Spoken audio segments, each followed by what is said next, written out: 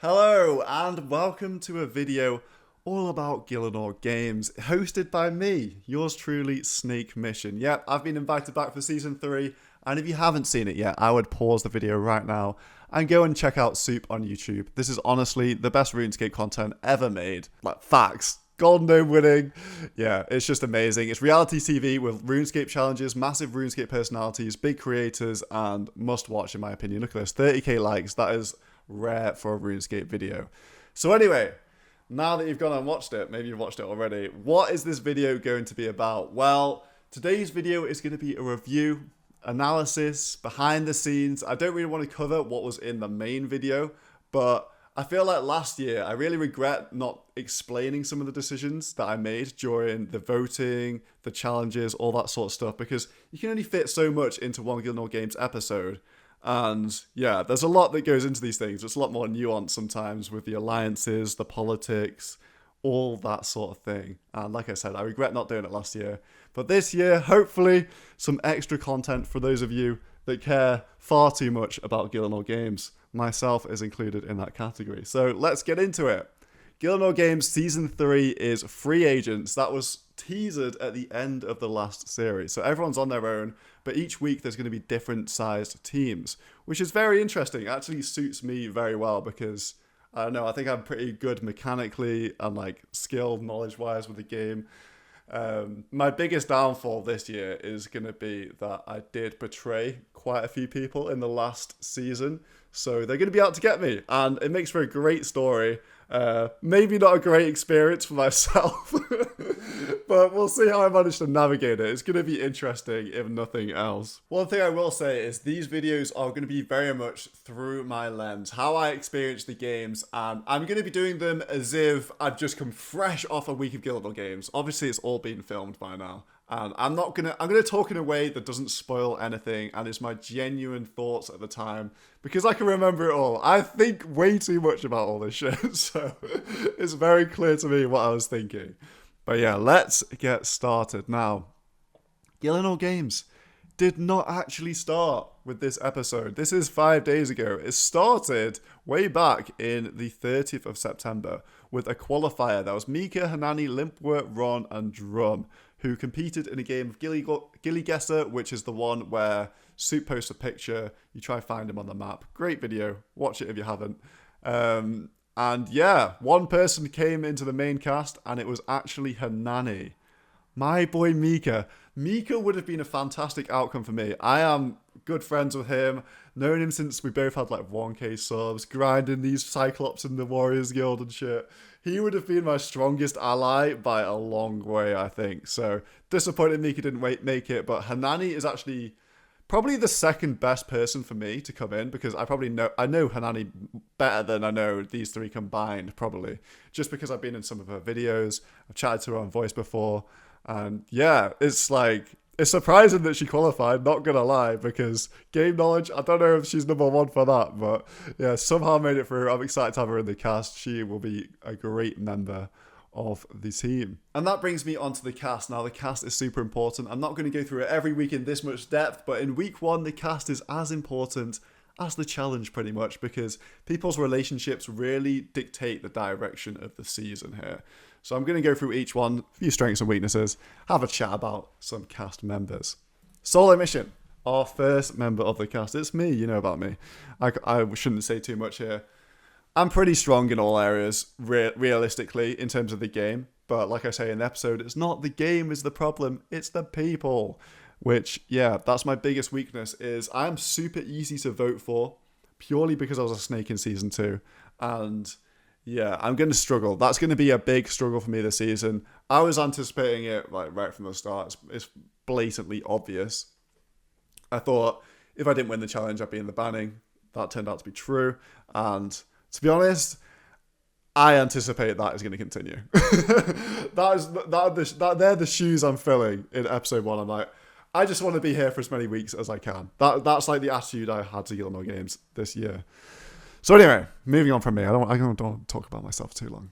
Verve, eliminated in week 1, so I won't spend too long on him, but a very strong candidate from his UIM, from just playing the game a fuck ton, honestly. This guy has a lot of experience with RuneScape. So very strong, very glad he got eliminated. But in terms of what I was thinking, he is somebody that I directly betrayed in Season 2. So I couldn't find a friend in Verve, but very strong overall. Weakness a bit in PvP, but he's not terrible at PvP. Yeah, very, very good contestant. He won last year. Like, he's good by default. Brings me on to a last year's finalist, Torvesta. Another person who started off with PvP and then branched out from there. And he's done lots of different stuff like leagues, like his hardcore Iron Man. And it's sort of, yeah, your thoughts about the game, your knowledge just branched out. And you become a lot better of a player. And when you have a good route in PvP, you have a leg up over all the other competitors. And he was very good. He basically carried his team through last year. Speaking of his team, it's Ditta Bitter. I'd say carried by Torvesta, but Ditta is pretty good in his own right. I'd say he is the best PvPer in the whole cast. I think that's true. Especially for like NHing. 100%. This is interesting as well with Ditta because this was filmed just after Shattered Relics finished. This was filmed in April, the first episode. So he's just gone around the game, doing everything in the game, and he's played a few leagues now. So he has a lot of this knowledge. How much he's retained, I don't know. High-level PVM might be a bit of a weakness for him. You get carried by the relics and leagues. But bigger weakness is not being able to keep his mouth shut because that gets him into trouble. He has a bit of a villain persona. Easy guy to vote for. So we saw that in week 1 as well. So yeah, Ditta Bitter. Yeah, he's like hateable. I think he's hilarious, but you know what I mean? He's easy to vote for. Like, that's his biggest downfall. Tanzu and Virtuoso. These two definitely slept on. Their entire thing has come from... Their entire channels are built on doing challenges. What is Gielinor Games? It's a series of challenges. Do not underestimate these guys. They won an episode in Season 2 purely because they didn't fall into the pitfalls that everyone else did. And they just executed it well, getting those total levels. These two, great banter, great to have around. It's hard to send a vote for someone that makes you laugh. Do you know what I mean? Like, yeah. Anyway, with these 4, there's a block of Ditta, Torvesta, Tanzu, and Virtuoso. I was also with them in the Young Savages last year. We worked as a strong alliance, so I expect these 4 to work together again. I think I'm kind of ousted because I kind of snaked them. I didn't really snake them, though, last year. Like, when you actually deep it, I didn't really snake them. But I'm just seen as a snake by fucking everyone. So I expect those to be working together, so they're quite strong as a 4. And that's moving me on to skill specs. Actually... not a bad contestant because he's decent at PvP. Everyone thinks he's shit, but honestly, he's decent. He's top half of PvP, obviously. He does it all day. And like when you play RuneScape that much, you just pick up things. And I think he's a decent competitor. Likeable as well. I don't think any necessarily big weaknesses for skill specs. Maybe he's not the best all-rounder, but at the same time, he doesn't have a lot dragging him down. Mistake prone, I guess. Maybe mistake prone is his biggest weakness. But yeah, I like Jay. Happy to see him back. And that brings me on to the man himself, Settled. Like Verve. I mean, speaking about these two, massive strength in that forget everything they've done in the past 3 years, park that to the side. Before they were even incredibly famous, they have like... Settled's got a maxed Ultimate Iron Man. Verve's got a crazy late game Ultimate Iron Man. That takes you all around the game. And it gets you to think about RuneScape in a different way. And especially Settled with Swampbletics, with his Towerman stuff. Thinking about things in a different way really helps you in Gielinor games. It's like, yeah, just critical thinking skills. Settled is a smart guy.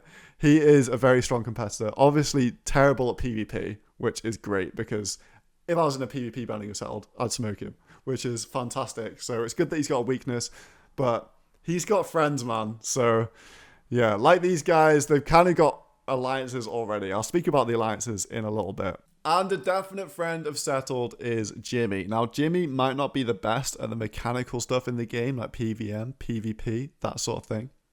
But he is very creative, and you never know what the challenges are going to be in Gielinor games. Like, this guy reads all the quest dialogue, for fuck's sake. Like, for example, in last year's Season 2, There was the Gilly Guesser challenge where you look at locations in the game. Like, my guy's been doing B-roll of everywhere in the game. Like, he can probably recognize some places. Do you know what I mean? Like, weird little challenges like that, definitely Jimmy's strong point. Also with alliances. Weaknesses, it's obviously going to be mechanical stuff like PvP, high-level PvM, etc. But because people don't see him as a threat, you can just slip by through the week. So that's also a strength. Framed, the next guy in the gang. He's like Torvesta and Ditter.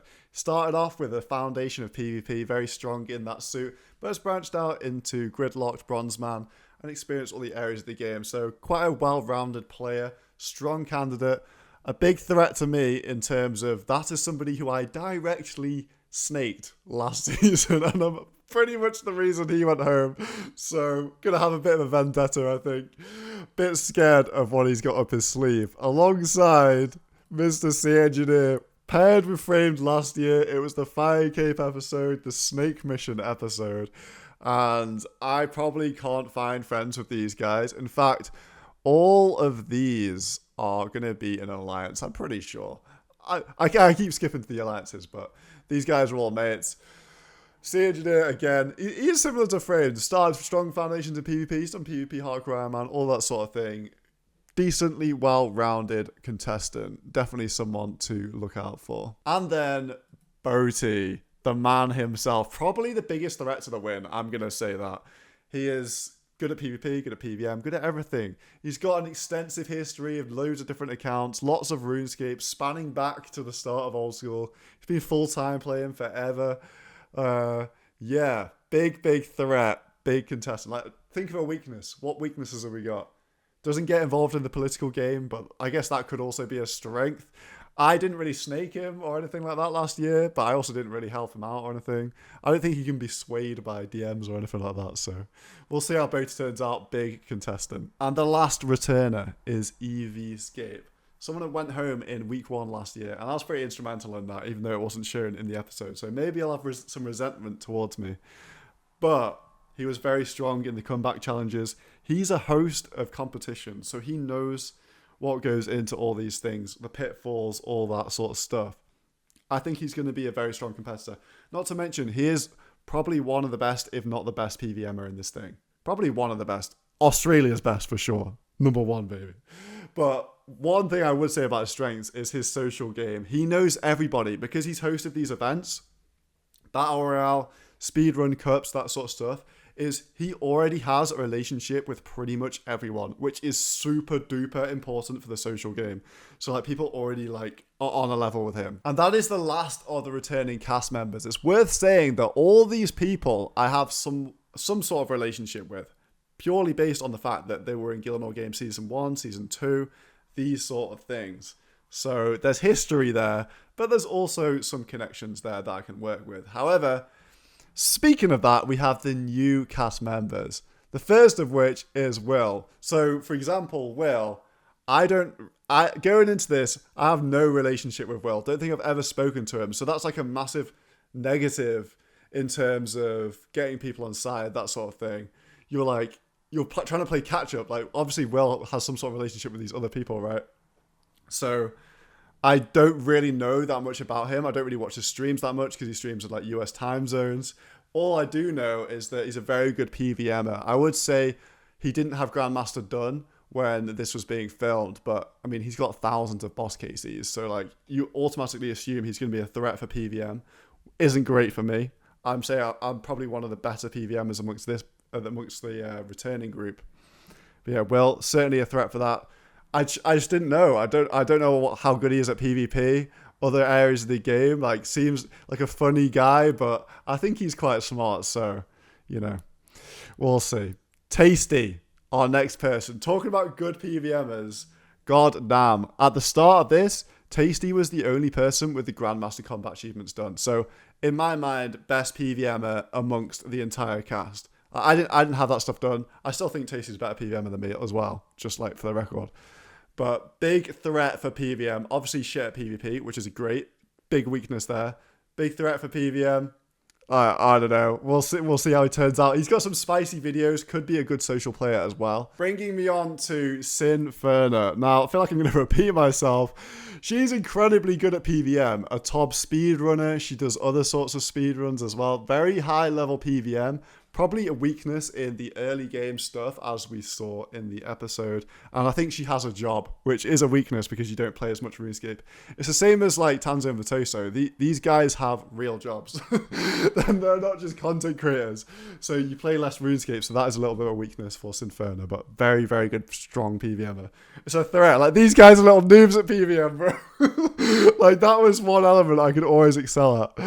Anyway, Hanani, the next candidate. Now, kind of like Jimmy in the sense of mechanically not great, but potentially a very good social player. I've watched a lot of her videos for a long time, and I'd describe Hanani as an agent of chaos. And that could be very interesting in this season. I actually do have somewhat of a relationship with her just because I've been in some of the videos, so I've got something to build off upon there. Foe. He is a strong competitor, kind of like Boaty in the sense that he's been playing for ages. These guys have been around since like 2013, playing all through old school, full time the entire time, lots of different accounts, different Iron Man, different modes. He is a strategist as well. He plans well for all the new game modes, that sort of stuff. Smart guy, so strong competitor. However, bad at PvP. That's great. Like, whenever I'm clutching at straws, I'm like, at least they're bad at PvP. That brings them down a bit, which is great. I don't really have much of a relationship with Foe either, so that's another person which gonna have to build upon there. And then bringing on to 8sat. Who's this guy, bro? He's like, Soup's like painted him as like the complete random person, just like a completely random player. But actually, he is an artist and he does a lot of work for Settled, I think Jimmy, Framed, all these guys. So he is like, he's in the content creating community, but he's not like a public facing one, if you know what I mean. But I've got no relationship with 8sat. In fact, because he doesn't create content, I have no idea how good this guy is at the game. He could be incredible or he could be terrible. It's like, it is a complete wild card, and no one else has any ideas really, other than like his direct friends. But yeah, we'll see how 8sat does. Like, I'm interested to see because I think he has like an Iron Man, and that's his main account he plays on. But honestly, don't know too much, so not a lot to go off with 8sat. But honestly, you could slip below the radar with that sort of play, and people might not vote for him. And finally, we have Zoe Pancakes. Another person that I've got like no relationship with whatsoever. Not really too sure about her abilities in the game. I know she's got Infernal Cape, she does Iron Man stuff, she's done some League stuff. So nice, well-rounded player. Not sure about PvP ability. And it's the same for a lot of the new people. I'm just not too sure about a lot of elements of their games. They could be real. Like, Tasty could be good at PvP. I don't know. Maybe not. But Zoe, potentially a spicy social player. I see her smacking down people on Twitter all the time. So could get involved in that side. And that is the cast for Season 3 in its entirety. Very strong cast. I'm definitely not envious of Soup. It's a very difficult job casting because there are so many incredible creators in our community. I see the comments spammed all the time with, why isn't this person, that person, the rest of them there? Well, the reason is, for some people, they do turn it down. I think Odablock is a common request, but I don't think he can commit to the filming schedule.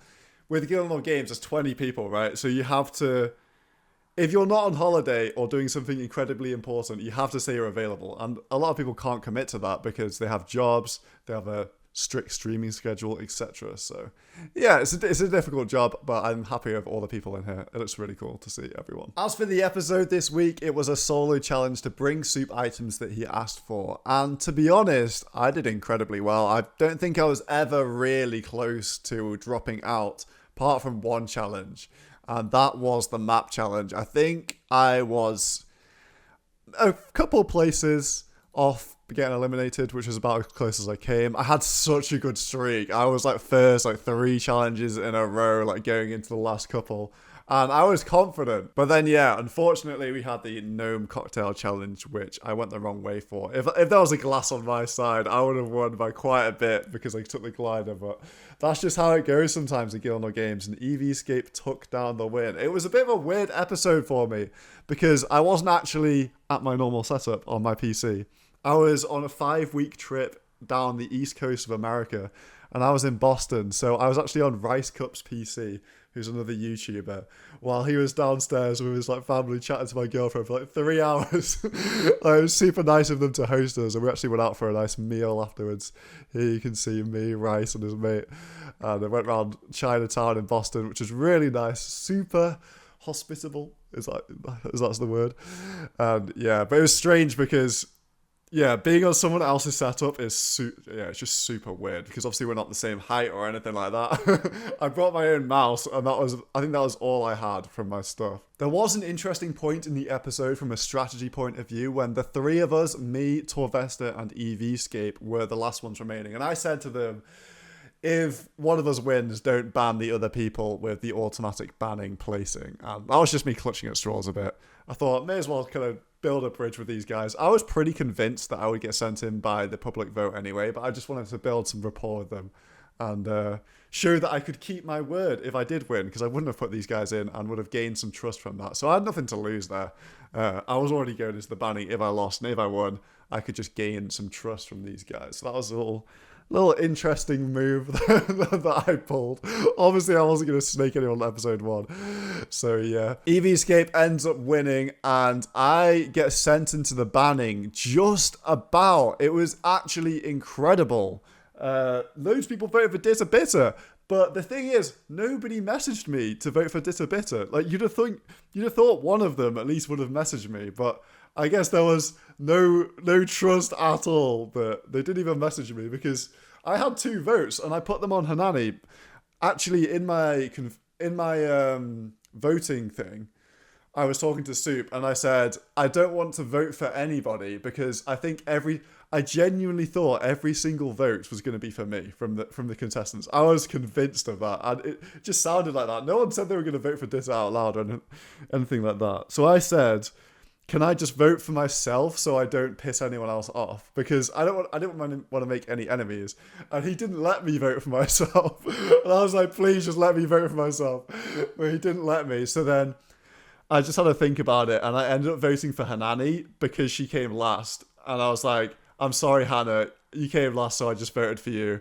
And I knew you weren't going to go into the banning anyway. I just had to vote for somebody because he wouldn't let me vote for myself. So I didn't really burn any bridges by voting for her. I literally said, and also when I went back into the call, I was like, I just voted for Hanani because I know who the hell to vote for. I've got no allies, playing up to this sort of thing, I'm all alone, woe is me kind of trope. And then it gets to this stupid announcement of who's in the banning, and then it was 1 vote off. So if I used my votes on Ditter, he would have gone in, which is incredible to think about. But now I want to just scroll back here 1 sec to.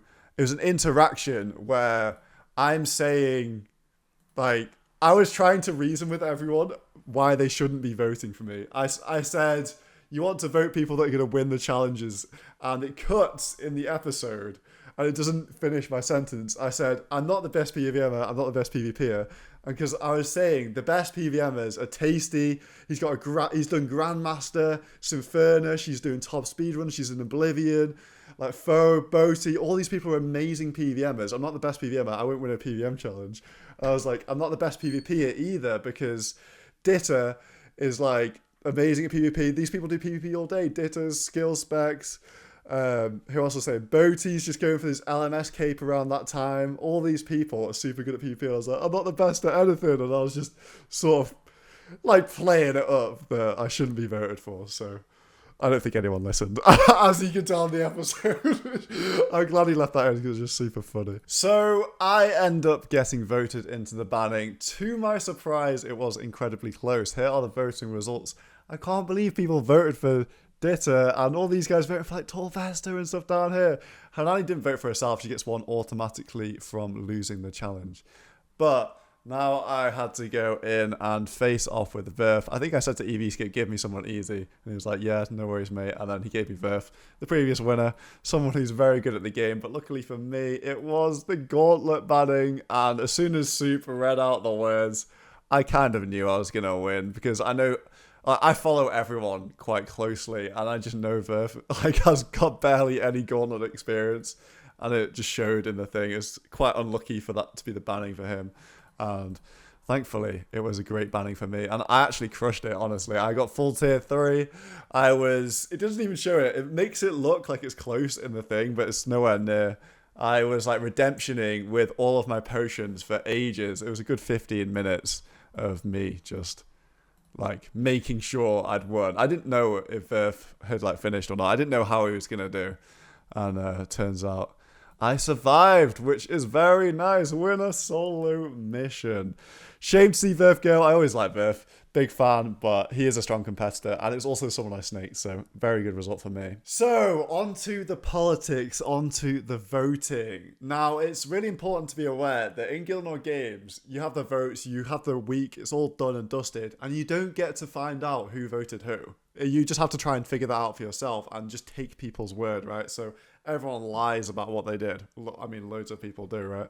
Like, snakery happens and the rest of it. But just by looking at these group of people, forget the episode for a second, you can just tell who's going to be voting with who a lot of the time. So instantly, in one alliance, I'm putting Settled, Jimmy, 8sat who edits their stuff. We've got Framed, C Engineer. These guys always on calls together, good friends, always in videos together, etc. No way they would be working against each other. They're going to be together. So on the other side, we've got Torvesta, Tanzu, Vitoso, and Ditta. These were the young savages from last year, minus me, because I've been booted. And they did well. They came second and third as their collective teams. So there's no reason they wouldn't work together. Pretty similar like banter and personalities. I don't know. You can just tell. Well, I could just tell anyway. And on that note, you can just tell that EVScape will be in this side. Very good friends with Ditta Bitter. Probably one of the closest people to EV in the competition. Oceanic boys. And also, it's very telling because Verf is sent into the banning by EVScape. And Verf is probably closer to this side. I can't say if he would be in this side or not, but he's closer to this side than this side, just because there's links to people over here like C Engineer, Settled Baby, and EVScape decided who went to the banning, and he knows that I'm a very strong competitor, so if he was allied with Verf, he wouldn't send Verf into the banning because that would just, obviously not. So that's what makes me think Verf's over here, EV's over here. And then we can separate these three into their own little team because they're all in the same stream team. They're all in based. So there's no reason that they would vote against each other. They're going to be working as a little squad. And we saw that with the vote for Torvesta, which was a risky move, weird move in my opinion. They should have just voted for me or Ditta. But yeah, they voted for Torvesta for some reason. And I didn't, that really surprised me. I thought, and it showed in the episode, but before seeing the episode, I thought that these guys would be over here purely because of the three of them, they have the most ties to Evie and Ditta, especially Ditta, I think, for like these two. Like seeing their interactions on Twitter and streaming and all that sort of stuff. And Ditta says in the episode that they kind of snaked him. So they're kind of over here, willing to work with this side. Then Hanani, think about who's going to be with Hanani. I think she's on this side as well. And that was proven by the episode. She's met up with EVScape IRL. That's the level of analysis we go into her. And yeah, she just fits this side better. And then that's lads on Torvesta, which Soup shows on the screen in the episode. So I predicted that. Do you know what I mean? Like that's glaringly obvious to me. What isn't obvious is what happened to these people in the middle. Apart from Boaty. Boaty never does anything political. He just plays the challenges for themselves. He's just there for the RuneScape. He's not really there for the politics. I mean, at least based on season 2. So I wouldn't imagine he would be changing. He's not a man of the DMs. Skill specs. Because he's such good like friends with Torvesta, possibly more towards this side I would put him. But a floating kind of guy, you know. I don't think he would be like firmly in this side at all. And then Will, no idea about Will. Probably would put him down here with the streamers, like the US streamers. Like closer to them, but I don't know. I just kind of assume he would be in this sort of area. And then Foe, no idea about Foe. Possibly could like do his own little thing with Boaty. And then there's just like me, who is friends with nobody right now on a solo mission. So this is how like I grouped people in my head. But I did think that absolutely none of this was going to matter because I thought everyone would vote for me. So when the votes came out, it was very telling. It's obvious to me that all these people voted Ditta, which they did. And then it's obvious to me that all these people voted for me, which they did. And then we had a few floating in the middle, and I wasn't sure where some of these votes were landing. I was convinced that these guys were all over here, and then the Torvesta votes would have come from maybe Skill Specs, Foe, and Berry, or something like that. That's how I saw it. So that's week 1. I actually don't think it was that interesting politically, purely because it's the first episode. Lots of fresh faces that haven't really formed bonds and all that sort of stuff too much yet. So we got Verth eliminated. I am safe next week. Thank God for that. That was such a massive relief because at this point in time, I was anticipating playing the next one on Soup's laptop somewhere in like Virginia or something like that. So that was very nice for me. If you've enjoyed this, maybe subscribe to the second channel. I haven't done any speaking videos here before. If you've even watched this far, like what the hell? You obviously care too much about Gielinor games, like myself. But yeah, this was a pretty tame analysis. I don't know. Nothing that interesting, I wouldn't say. It gets more interesting going forward, and it was more interesting in Season 2. Yeah. Hope you enjoyed, and I will see you in the next one.